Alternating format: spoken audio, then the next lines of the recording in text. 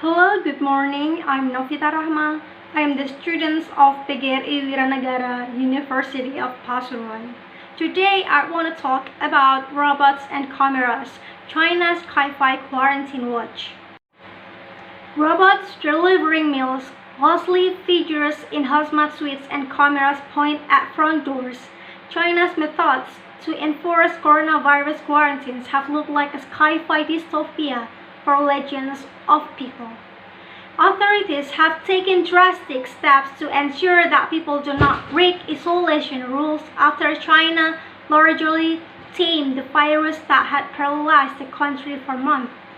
With cases imported from abroad threatening to unravel China's progress, traveling arriving for offices have been required to stay home or in designated hotel for 2 weeks. Beijing loosed the rule in the capital this week, except for those arriving from abroad and Hubei, the province where the virus first surfaced late last year. At one quarantine hotel in central Beijing, a guard sits at desk on each floor to monitor all movements. The solitude is broken by one of the few visitors allowed near the rooms, a 3-foot-tall cylindrical robot that delivers water bottles, meals, and pages to hotel guests. The robot rides the elevator and navigates hallways on the zone minimize contact between guests and human staff.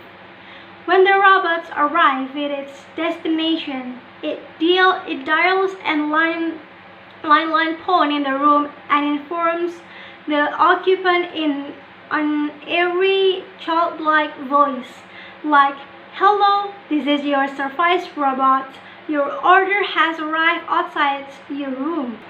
It is barely opens and the guest takes the delivery items before the robot turns and rolls away. Doctors in hazmat suits go from room to room daily reminding occupants, including an AFP journalist who had been in Hubei, to take their temperatures with the mercury thermometer provided at check-in and to ask if any experiencing symptoms.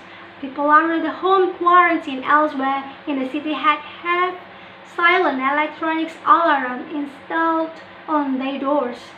Officials put up a notice on each quarantine household door asking neighbors to keep an eye on the confined inhabitants. In one Beijing residence compound, official told AFP that people under home quarantine must inform community volunteers whenever they open the doors. Fred Buch, a German journalist, began her second quarantine in Beijing this year on Sunday after returning from Hubei's capital, Wuhan. Her building's management installed a camera in front of her door to monitor her movement. "It is quite scary how you get used to use such things," she told AFP. Apart from the camera, I do believe that the guards and the cleaner on the compound would then suited me if I were to go out. During her previous quarantine experience in March after returning from a trip to Thailand, she was reported to building management by a cleaner to going downstairs to take out the trash. No human contact. Total isolation has become a temporary norm for those under strict quarantine, without even a single trip to the grocery store or walk to break up the monotony. Zoe Zhou, 25 years old media professional returning to Beijing from a work trip in the virus epicenter of Wuhan, spent 3 weeks without leaving a cramped room at another hotel in the China's capital. Their guests were not allowed to order their own food and were instead given standardized meals. Friends were allowed to bring packages to the front desk, which were then left outside hotel rooms by staff who avoided direct contact with guests.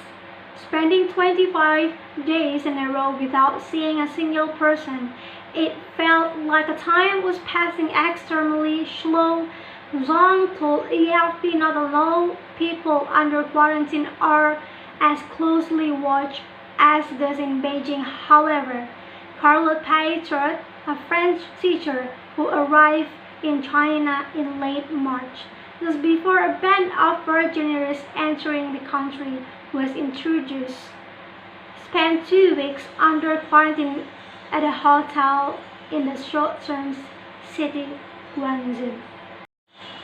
She was confined alone in 10-bunk room with meals delivered to her door and medical personnel coming to check her temperature multiple times a day. They never locked the door, and the whole process was based on reliance. Pai told EFP, "We all play the game without contesting." I think that's all for today. Thank you for your attention. Wassalamualaikum warahmatullahi wabarakatuh. Have a good day, everyone.